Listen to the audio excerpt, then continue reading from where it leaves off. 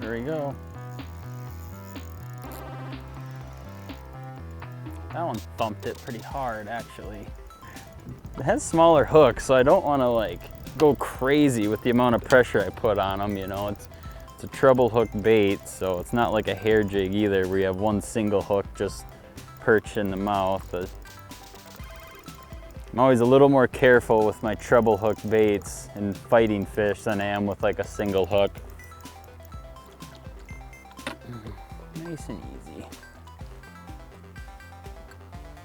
Pretty as a picture. Little feathered treble right there. There. Pretty little smallmouth. Let her go. That's a little Spro spybait. And they just came onto the scene not too long ago. And one of the things about fishing a spybait, when fish are in a little neutral to negative mode, this is a really good way to just really slow down and pick your places and spots apart that you're fishing. And it works. It works, as you can see. This isn't a very big one, but it's a bite. We're gonna boat flip this one. Oh, no, he's gonna come off on his own. Perfect. Onto a bigger one. There might be a little school of them up here. I'm spot locked on this, and so I'm firing a cast right into the wind.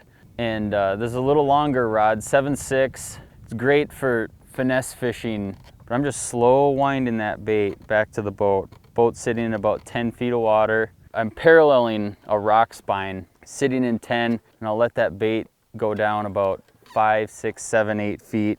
That bait falls about 1 foot a second. And once it gets to my preferred running depth, it's as simple as it gets. Just start reeling. Slow and steady seems to be the best. I mean, that's just what you do with these baits. It's just a slow wind, and the design of that bait, it kind of sachets back and forth real subtly through the water, and then it has the props on the nose and the tail, and the treble has a little feathered treble on it. So as that bait just sachets coming through the water, it's just a straight line retrieve. You can cover quite a bit of water doing this. Particularly, I'm set up on a rock spine, and I'm just paralleling the rock spine.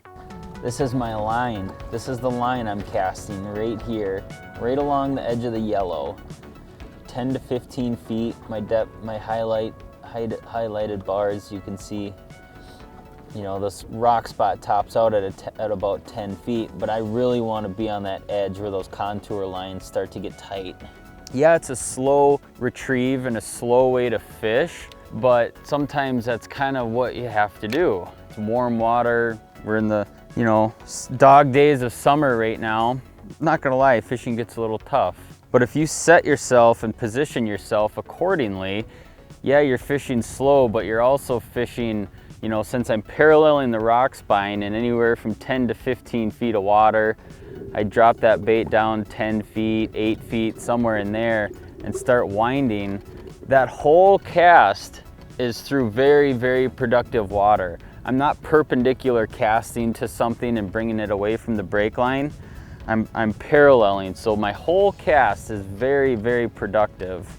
At least, you know, to a certain extent, if the fish are there, of course. Ooh, there's one. There we go. Feels like a little better fish. Ooh. Oh yeah, not bad. Not bad at all. Come on, dude. Come here, come here, come here, come here, come here, come here. Hey, come back here. There we go. That works. Fills up the net nicely. Pretty little smallmouth. Spybaits.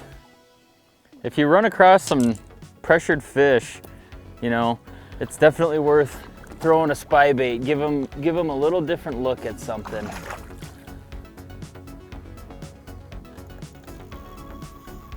Got him.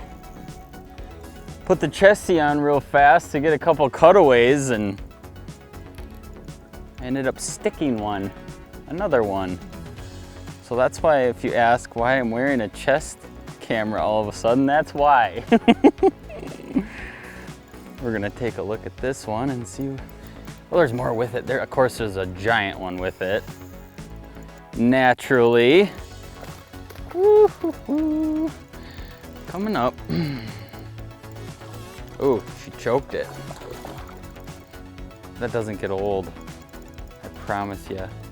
That's one thing about fishing with the, the finesse gear is they make you earn it for sure, because the, summertime, they just get a little tough and a little smart. So anytime you can catch them on lighter gear and trick them, into thinking that this is a real live minnow is certainly a bonus. It adds to the excitement.